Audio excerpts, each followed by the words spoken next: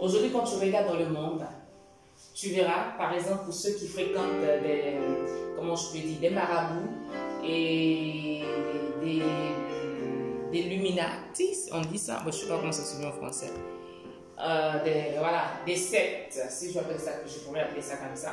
Et ces personnes sont prêtes à se sacrifier. Ces personnes sont prêtes à se ridiculiser pour, comment je peux dire ça, pour suivre les principes qu'on leur donne. Par exemple, tu vas aller chez un féticheur, il va te demander de te réveiller à 1h du matin ou à 2h du matin pour faire des incantations, pour te déshabiller peut-être nu, pour courir dans la rue sans des sandales, sans des habits, faire certaines choses et nous sommes prêts à le faire. Aujourd'hui, une femme qui n'enfante pas, elle ira voir un féticheur, un charlatan ou un homme qui n'est pas chrétien, pas un homme de Dieu, qui va lui demander certains principes, certaines choses à fournir ou comment se comporter. S'il dit à 14h pile, tu dois te tenir ici et tu verras qu'à 14h pile, cette femme sera ici. Et c'est ainsi que ce monde fonctionne. Et j'aimerais poser la question aujourd'hui à toi, enfant de Dieu, à toi, chrétien. Est-ce que toi qui as accepté le Seigneur, parce que ces personnes ont vendu leur âme au diable, ces personnes sont disponibles, ces personnes sont prêtes, et ces personnes, tu verras qu'ils sont les premières personnes à dire à un tel, tu as vu, j'étais malade et j'étais allé voir ce féticheur, il m'a donné la guérison. Mais déjà, je vais rectifier cette partie parce que le féticheur, il ne te guérit pas. Voilà, le féticheur, il ne te guérit pas. Il t'enlève peut-être cette maladie, chose même qui est peut-être pas vraie, et il te redonne quelque chose de pire encore. Déjà ça, je voulais rectifier. Et tu verras que ces femmes-là, ou ces hommes-là, ils sont tellement aveugleux au point de ne pas voir la réalité. Alors qu'est-ce qu'ils font? Ils vont même évangéliser en disant, t'as vu, j'étais malade, j'étais allé chez monsieur, il a guéri. Il m'a fait ceci. Et ils ont la fierté d'en parler. Toi, chrétien, aujourd'hui, qui as accepté le Seigneur, quand nous allons à l'église et que le pasteur peut-être prêche en disant tu dois abandonner la haine, tu dois abandonner le péché, tu dois abandonner la jalousie, tu dois abandonner encore une fois des boîtes de nuit ou soit des habillements vraiment extravagants. Nous nous énervons. Nous ne sommes pas prêts à appliquer ces choses. Nous trouvons que ce sont des choses qui sont trop dures. Nous trouvons que ce sont des choses qui sont impossibles. Et nous avons toujours des arguments prêts à présenter devant notre Dieu. Ce monde arrive à respecter le Dieu. Ce monde arrive à marcher selon les principes de ce monde. Mais toi, chrétien, es-tu prêt à renoncer à toutes choses et suivre le Seigneur? Car Dieu dit, voici, si tu es prêt à monsieur, tu dois renoncer à ton ancienne vie et suis-moi. Mais il y a des moments, c'est à nous de donner des principes à Dieu. On dit, Seigneur, j'irai pas dans des boîtes de nuit, mais la colère, Allah, ça c'est ma partie. Quand un pasteur te demande aujourd'hui, frère ou bien sœur, le Seigneur il t'aime, il désire que vraiment tu abandonnes ton ancienne vie. C'est dans ce moment-là qu'on commence à dire, ce pasteur-là c'est un bon pasteur, ce pasteur-là il est ceci, ce pasteur-là il a trop de lois dans son église, cet homme de Dieu, moi cette église-là laisse tomber, ce sont des églises qui pensent qu'ils sont saints.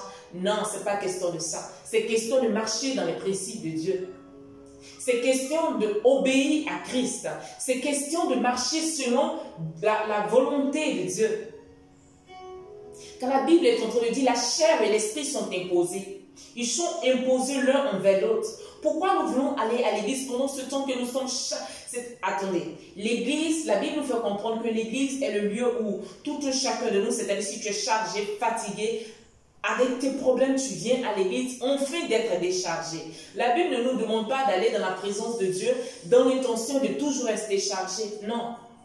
Tu vas à l'église, tu vas dans la présence de Dieu dans l'intention d'être déchargé. Mais pourquoi nous refusons d'être déchargés? Pourquoi nous refusons de nous dépouiller de notre ancienne vie? Pourquoi nous refusons de marcher selon les principes de Dieu? Malgré que tu vas à l'église, tu veux être la même personne. Guerre à celui qui touchera à ta vie. Guerre à celui qui te demandera d'abandonner ton ancienne vie. Depuis quand, attendez un instant parce que j'irai bientôt au travail, donc je vais regarder l'heure. Depuis quand tu iras dans un boîte de nuit et tu vas trouver, comment je peux dire, tu trouveras une personne par exemple qui te demande aujourd'hui comment je peux dire ça, tu vas dans une boîte de nuit qui n'est pas vraiment une boîte de nuit. Et tu vas trouver une chanson de Dieu. Tu vas trouver une chanson où les gens commencent à chanter Alléluia, Alléluia. Ça n'existe pas.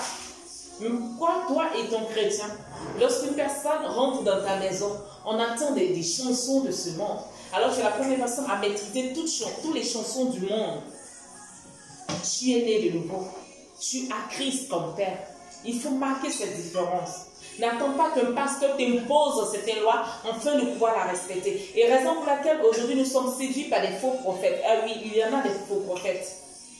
Des personnes qui te disent, ta mère est une sorcière, ton père est un sorcier. Et à cause de ce qu'ils disent, nous sommes capables de détester nos parents. Nous sommes capables de dire, je ne parle pas à ma mère, je ne parle pas à mon père, parce qu'on dit qu'il est sorcier. Frères et sœurs, un homme de Dieu qui te dit que ta mère est une sorcière, c'est dans quel but?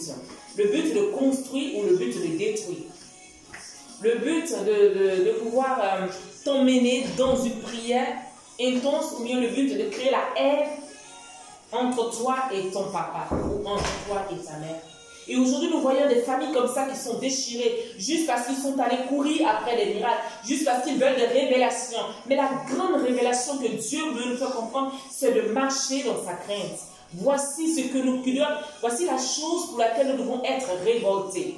Désirer de marcher dans la crainte de Dieu, désirer d'être un enfant de Dieu, désirer de ressembler à Christ.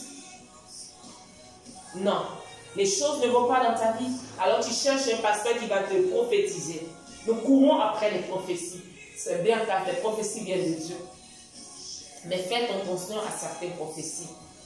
Car la meilleure manière que Dieu puisse te parler, c'est de passer du temps dans ta présence. Car Dieu aussi peut te parler.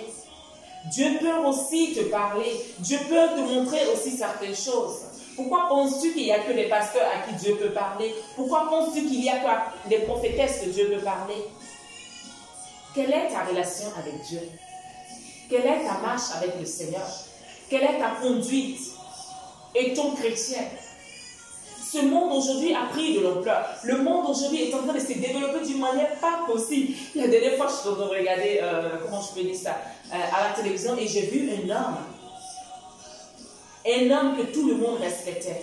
Un homme que les gens vraiment respectaient. Mais qui s'est incliné devant son maître, je ne sais pas quoi, comme si rien n'était. Parce qu'il avait vu en cette personne une gloire qui, je ne sais pas qu'est-ce qu'il avait vu à cette personne, mais en tout cas, c'est que je sais que cet homme était celui-là qu'il avait peut-être enrichi. Alors c'est comme un Dieu pour lui.